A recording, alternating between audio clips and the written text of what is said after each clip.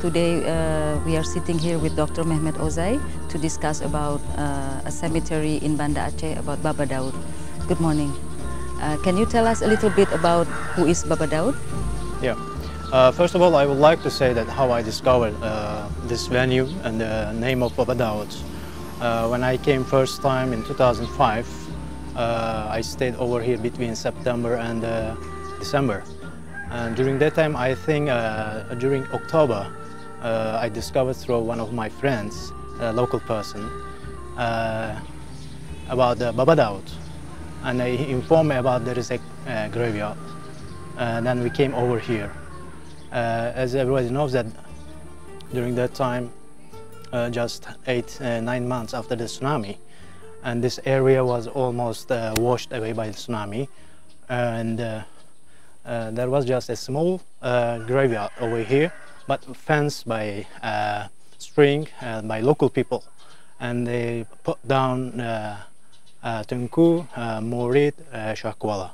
So this is the first observation and experience of mine about Baba Daud.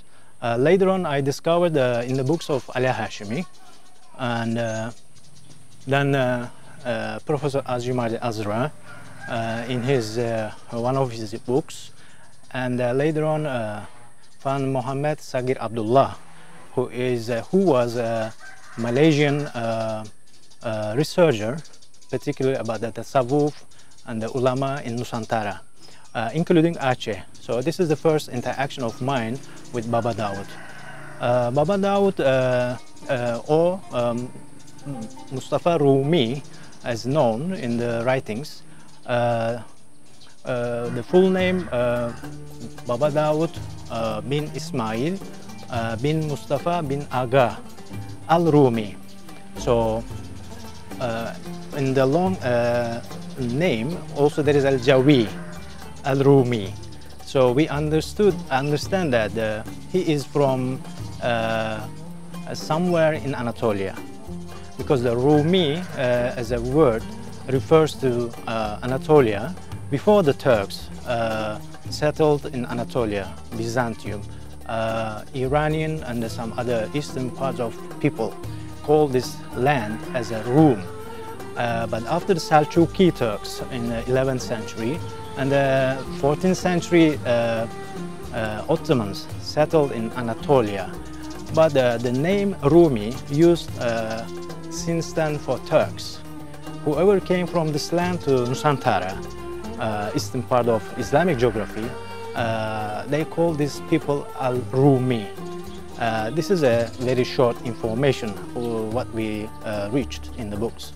And al-Jawi, as seen in the name of Baba Daud, refers to his connection to Malay world, particularly Aceh. So the writers and researchers states that his mother side Malay or Achenese, but father side Turk. So as we know that particularly the last part of 16th century, a group of Turkish scholars, artisans, soldiers entered to Aceh by the invitation of the Sultan of Aceh. It seems that Baba Daud came from this generation, and he's rather one of the person who included in that group. What are his contribution for Aceh and in particular to the Malay world? Yes, as I told you earlier, that Baba Daud is more known as the student of Abdurrauf as-Singkili, and as we know that again Abdurrauf as-Singkili studied in Arabia almost 19 years, and he came back in 1661 during Safiyatuddin time. So exactly we do not know when Baba Daud was born, but when we trace the time of as-Singkili, seems that Baba Daud was born in the second part of 7th century, and he lived through the first part of 18th century. So he became the student of Baba Daud, some others, but he has some strong contributions to the religious studies and the religious institutionalization in Aceh particularly. We can separately tell that he contributed in tasawwuf and writing an introduction book and contribution of the first Malay translation of Quran to as-Singkili, and translation of another book of as-Singkili into Malay language. He also seemed to have sort of contribution to the establishment of Daya Tanoh Awliya, because the generation of al-Baghdadi family, they also came from Baghdad, as seen in the name. Nayan al-Baghdadi studied with Baba Daud over here in Dilipu, and later on Baba Daud ordered him or requested him to establish a daya in somewhere in Selimum. Today we know it Daya Tanoh Awliya. Baba Daud, as I told you earlier, was a student of as-Singkili, Abdurrauf as-Singkili. And during that time, Baba Daud contributed to the establishment and running the daya, which was called Daya Manyang, Dilipu. So this is very important, as Abdurrauf as-Singkili came back from Arabia and established the daya, and Baba Daud helped him. And the name of Baba Daud also is come across in two significant works. One from Abdurrauf as-Singkili, and another one his students, Baba Daud's students, Jalaladdin bin Kamaluddin al-Ashi. So these are the strong references to the existence of Baba Daud. And another point I can tell about the contribution of Baba Daud. He was one of the Khalifa in Tariqa Shadia. Shadia was introduced by the help of Abdurrauf as-Singkili. Then the other Malay parts of Malay geographies known or learned this Shadia through his students. One of his students contributed to the introduction or development of the Shadia was Baba Daud. So these are partly, at least until today, we discovered that his contribution in various ways. And beyond this Aceh context, his work, particularly Risalah Masail al-Muqtadi, sort of introduction book for new learners or young learners about Islam, Aqidah, Iman, sort of things. It's a very small book in terms of the pages. Risalah reached until Patani and Kelantan.